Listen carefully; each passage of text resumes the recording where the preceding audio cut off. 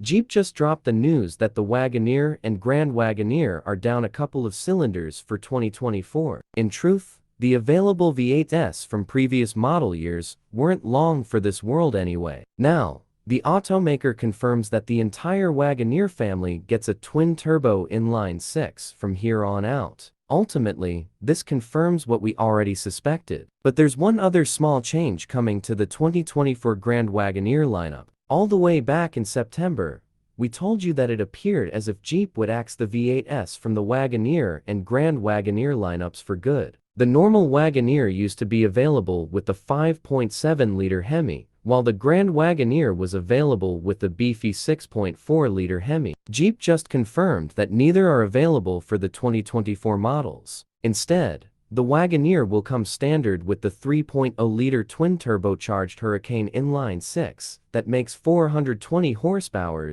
and 468 lb-ft of torque. Jeep says that it's up to 15% more efficient than the outgoing V8, which is important when you're driving something that doesn't get amazing fuel economy to begin with. The Grand Wagoneer is also going inline-six, only for 2024. It gets a bit more power though.